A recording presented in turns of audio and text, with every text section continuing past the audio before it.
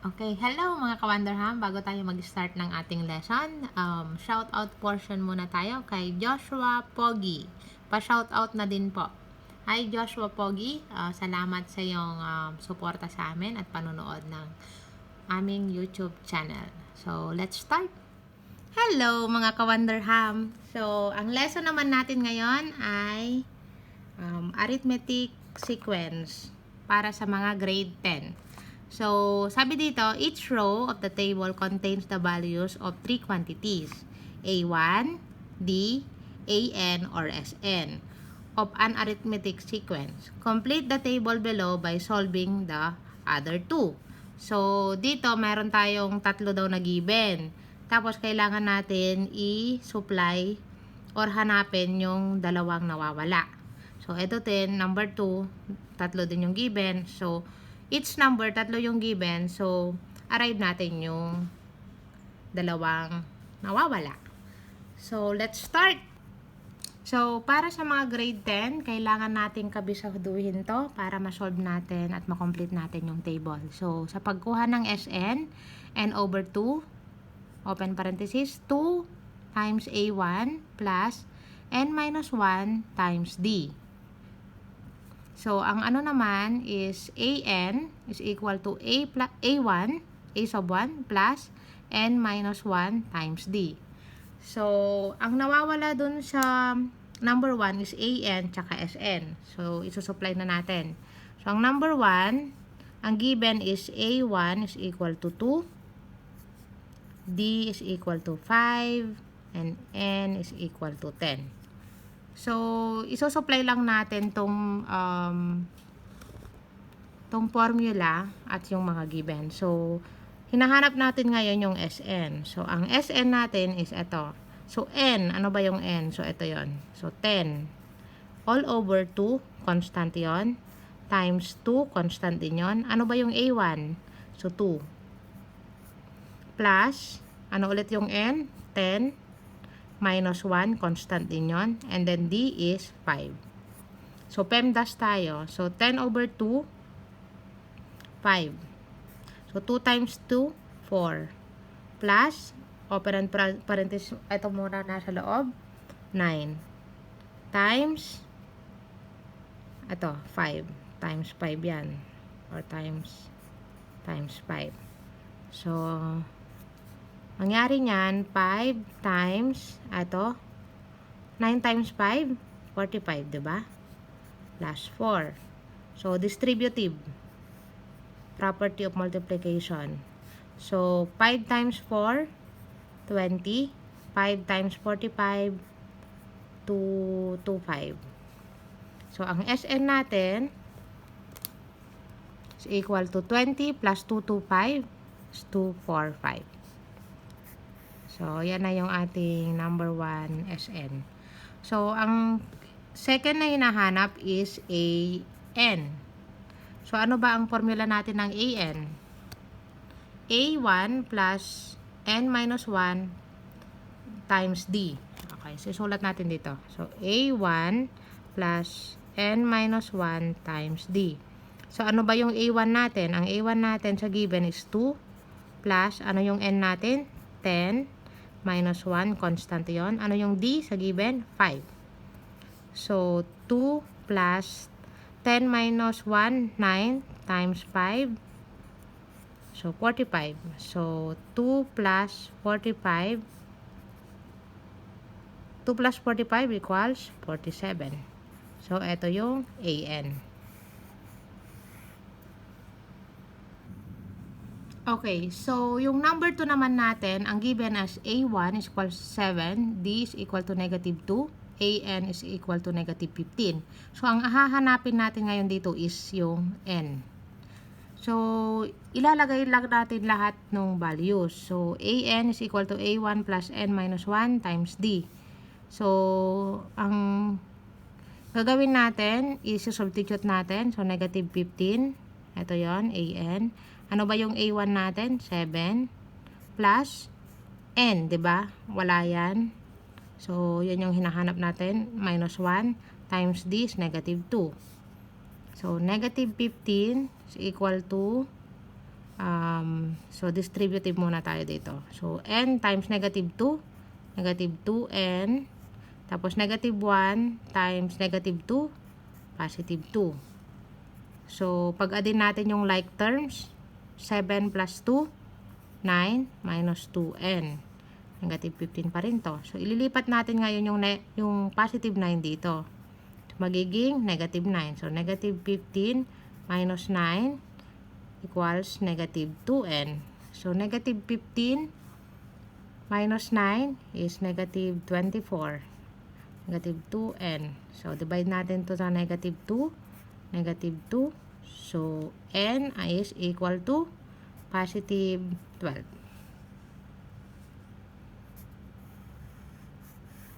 Ayan.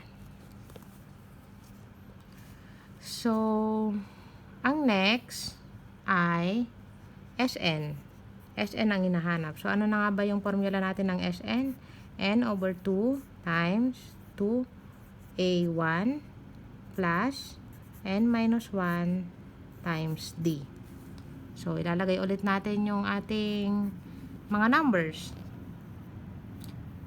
So, since meron na tayong n, 12 over 2 times 2 constant times a1 is 7 plus 12 minus 1 times d is negative 5. Ay, negative 2. Sorry, negative 2. So, let's compute. So, 12 divided by 2, 6. 2 times 7, 14. Plus, 12 minus 1, 11. Times 2. Ang gagawin, ay negative 2, sorry. Times negative 2, yun yung D. So, 6 plus 14 plus negative 2 times 11, negative 22. So, pag-addin natin to, hindi na natin i-distributive. So, negative 22 plus 14, ano yan? 8. 8, diba? Negative 8. Negative 8. So, okay. So, 6 times negative 8, Sn is negative 48. So, sa number 3 naman, ang given ay d is equal to negative 1.5, an is equal to 15, n is equal to 20. So, hinahanap natin ngayon yung a1. So, ito yung gagamitin natin. So, an is equal to a1 plus n minus 1 times d. Okay, so, ang an natin is 15. Ito yon. Tapos, a1, nawawala si a1. Plus, n, ito yon 20. Minus 1, constant yung negative 1. Times d. So, negative 1.5. So, 15, a1 plus 20 minus 1, 19 times negative 1.5. So, ilan yung 19 times negative 1.5? So, 19 times negative 1.5, negative 28.5. So, ang gagawin natin, yung 28, ililipat natin doon sa kabila. So, 15 plus 28.5. So, yan yung A1.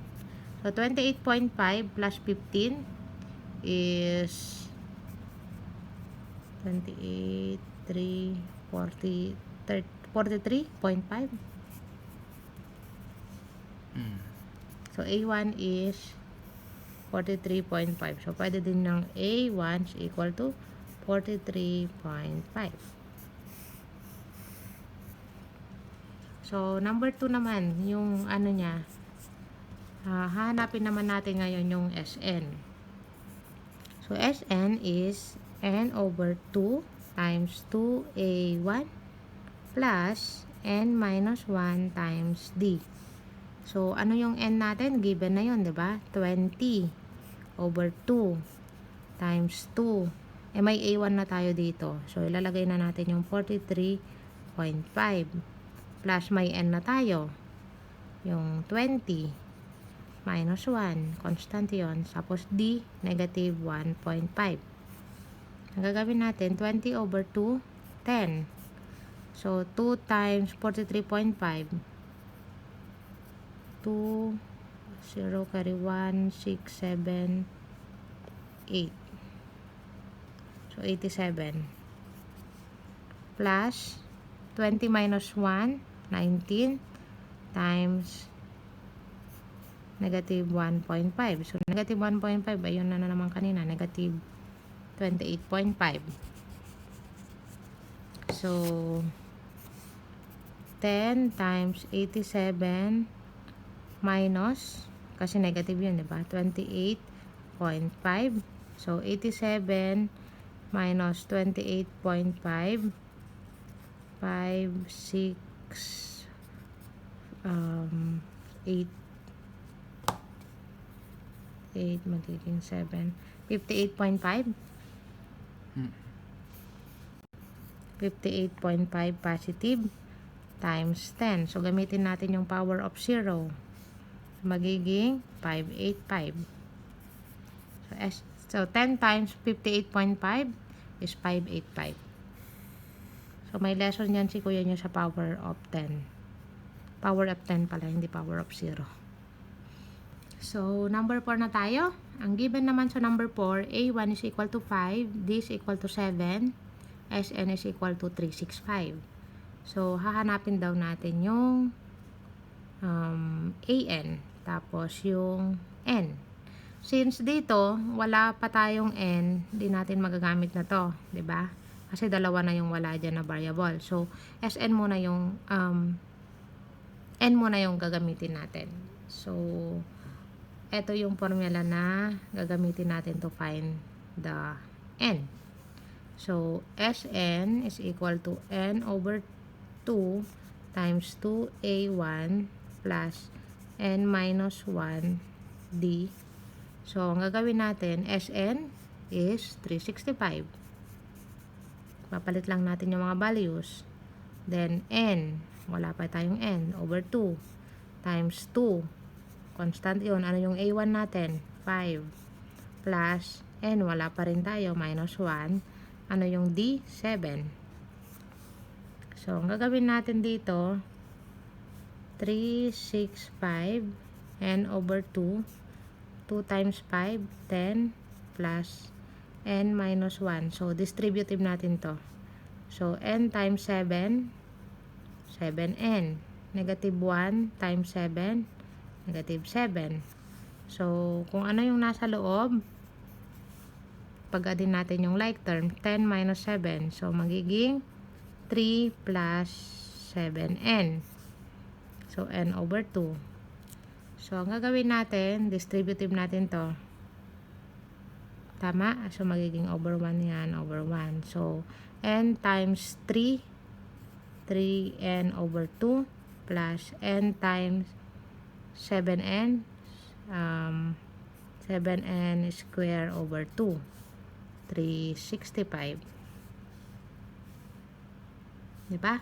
So, ang gagawin natin, eliminate natin ngayon yung 2. So, paano natin i-eliminate? I-multiply natin siya sa 2. Namubulol na naman ako. So, 365 times 2. 0, carry 1, 13, carry 1, 730. So, 730. So, cancel na to. So, magiging 3N plus 7N. Squared. Okay. So, ayan. Medyo tricky to. So, gagawin natin siyang standard form para sa ating gagawin natin yung quadratic formula. So, ano ba yung quadratic formula? Lilipat natin tong 730 dito. Magiging 3 So, magiging 7n square ni ano na ba yun? Nire-rearrange ko lang plus 3n minus 730. So, ito yung A, B, C. So, ano ba yung quadratic formula natin? Is equal to negative B plus minus square root of B square minus 4AC all over 2a. So, substitute natin lahat ng formula ulit. So, ano yung b? 3. So, negative, tapos 3, plus minus, square root of 3 square, minus 4, times, ano yung a natin? 7. Ang c natin is negative 730. All over 2a. So, negative 3 plus minus square root of 9. 4 times 7, 28 times 730. Magka-calculator na ako. Times 730.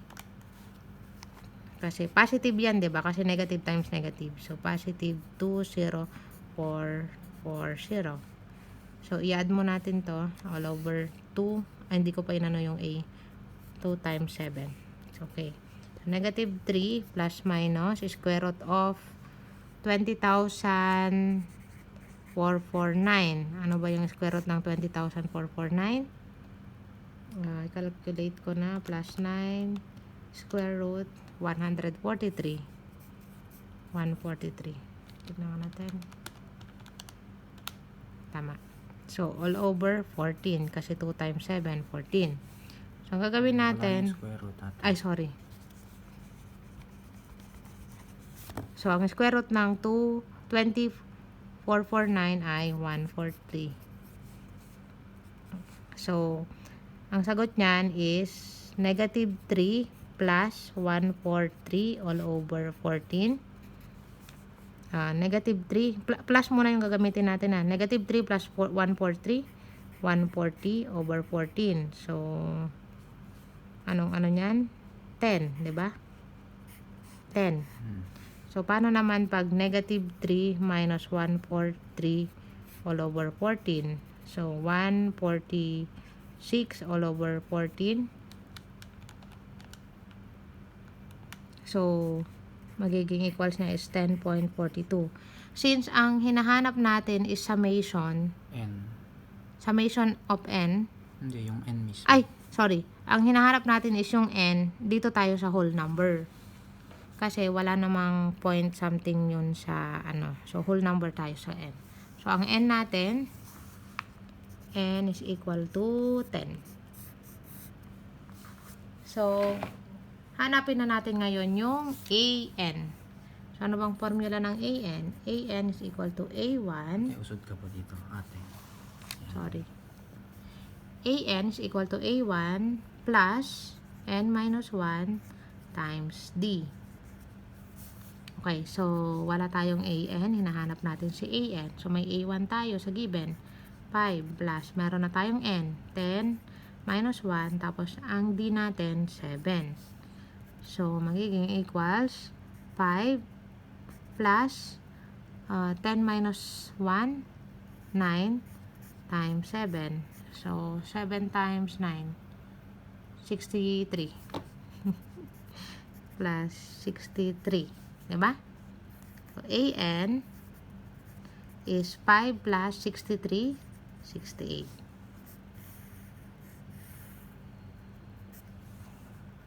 So, number 5 na tayo. an is equal to 7, n is equal to 8, sn is equal to 64. Since ang nawawala, a1 tsaka d, hindi natin magagamit yung formula na ginagamit natin kanina. So, ito yung other formula. Sn is equal to n over 2, open parenthesis, a1 plus an. Since meron na tayong sn, 64, meron na tayong n, 8 over 2, constant yun. Meron na tayong, wala tayong a1. So, hanapin natin yung a1. Meron na tayong an. Ano yung an natin? 7. So, 8 over 2, 4. So, 64 pa rin dito. Tapos, a1 plus 7. Anong gagawin natin? 64. 4 times a1. So, 4a1. Plus, 4 times 7. 28. Diba? So, ilalagay natin yung 28, positive 28 dito sa kabila ng equal. Magiging 64 minus 28. So, 4a. So, 28 minus 64. Para mabilis. 36. So, 36 positive over 4A1. So, divide natin siya sa 4. Divide natin siya sa 4. Ano yan? Nag-calculator na ako. 9 is equal to A1. So, A1 is equal to 9. So, dahil may A1 na tayo, 9, hanapan naman natin ngayon yung D. So, ano ba yung formula na pwede natin gamitin? AN is equal to A1 plus N minus 1 D. So, ano ba yung AN natin? 7. Ano ang A1? 9. Plus natin to. N natin, 8 minus 1. Ano ang D? Wala.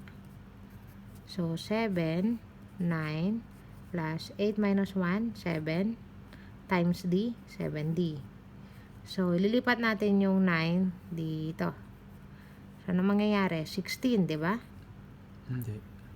Ah? 7 minus 9. Ay, 7 minus, sorry. So, magiging 7 minus 9 is equal to 7D. So, negative 2. So, 7D all over 7 all over 7. So, D equal to negative 2 over 7. So, ang D natin is equal to, ano ba yung D ko? Negative 2 over 7. So, yan po ang ating lesson sa arithmetic sequence. Bye-bye!